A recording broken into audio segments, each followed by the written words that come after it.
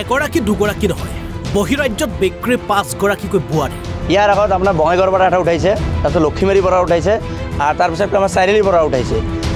প্ৰথমে ভাড়া কোঠাত শাৰীৰিক সম্পৰ্ক, তাৰ পাছত গতাই দিয়া হয় আনক।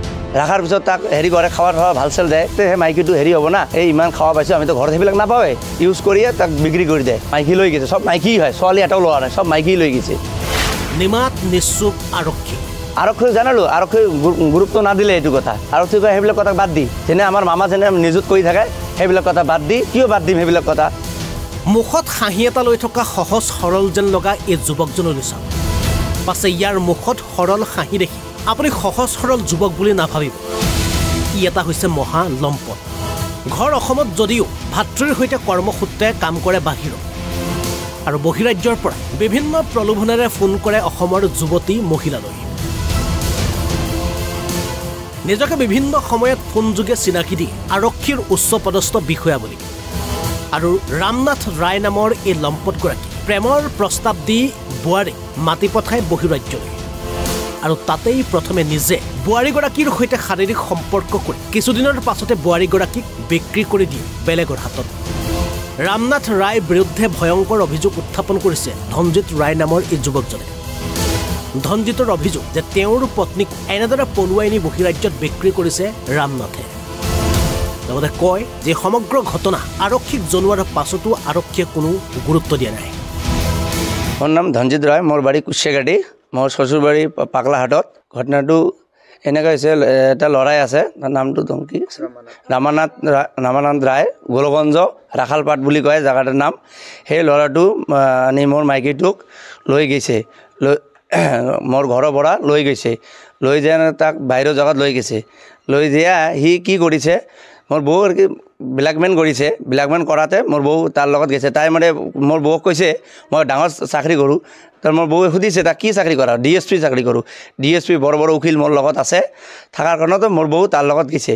যাওঁতে এই ল'ৰাটোৱে তাৰ মই আৰু কি বেকগ্ৰাউণ্ডটো চালোঁ।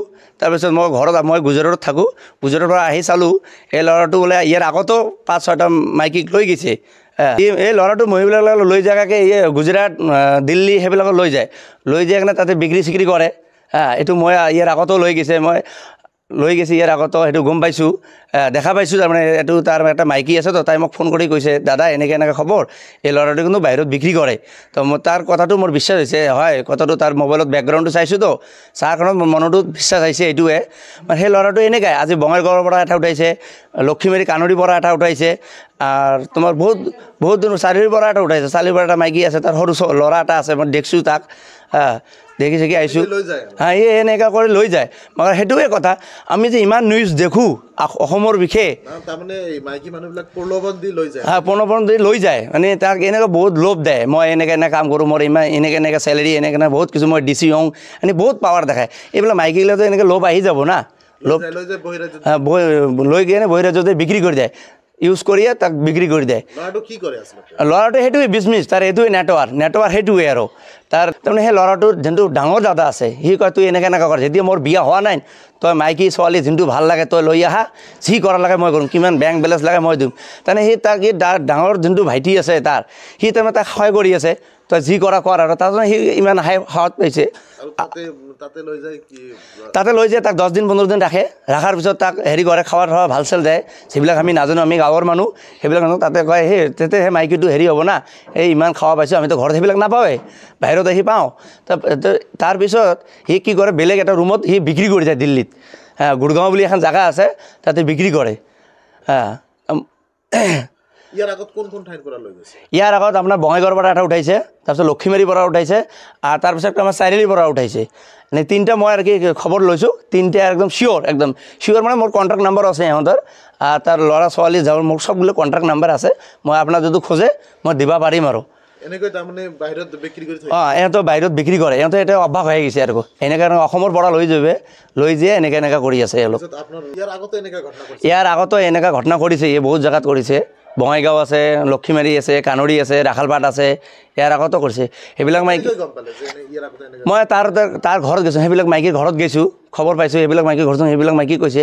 তাৰ পৰা এই মাইকীবিলাক তাৰ পৰা আৰু কি পলাই আহিছে, আৰু আহাটো আহিছে আৰু ইয়াতে লৈ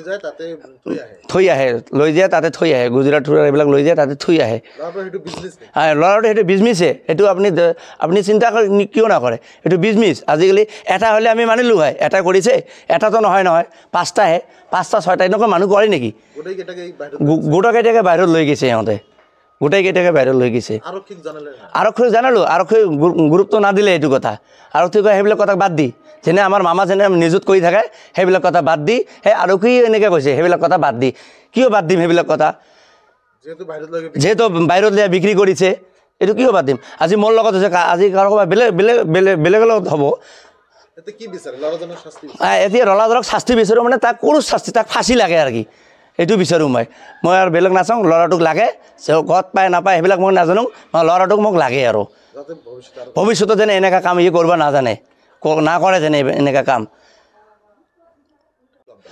পিছত গম পালোঁ মই ৰাখালপাত গ'লোঁ কানৰি বুলি জেগাখন নাম তাতে যে মই তাৰ ল'ৰাটোৰ ঘৰৰ ওচৰত গ'লোঁ যে মানুহ সুধিলোঁ তাৰ ল'ৰাটো বোলে এনেকৈ ইয়াৰ আগতে 5টা কৰিছে গৰীবোৰ যিহেতু আমাৰ ৰাখালপাত আছে কানৰি আছে ইয়াৰ পৰাও লৈ আহিছে বঙাইগাঁৱৰ পৰা এটা লৈ আহিছে মাইকী লৈ গৈছে চব মাইকী হয় ছোৱালী এটাও লোৱা নাই চব মাইকী লৈ গৈছে লৈ যে এনেকৈ তাক বহিৰাজ্যত যে বিক্ৰী কৰি আছে দিল্লী বম্বাইত এইবিলাকত বিক্ৰী হয় তো বিক্ৰী কৰি আছে মানে এটাই কথা আমাৰ যে আমি আৰক্ষীক জানিছোঁ আৰক্ষী মোক ক'লে এইটো কেছটো উঠাই দিছে এতিয়া আমি ক'ব নোৱাৰোঁ এইটো কেছত লগত আমি কোনো কথা নাযায় OCO ছাৰ ক'লে এইটো তুমিও একো কৰিব তাৰ বয়স হৈছে যেতিয়া সি নিজেৰ কথাটো ক'ব পাৰে আৰু যিহেতু তাৰ একুৰেট বয়সটো হৈছে তামাৰহাটৰ পৰা ৰেজাউল কৰিম প্ৰধানীৰ ৰিপৰ্ট NB নিউজ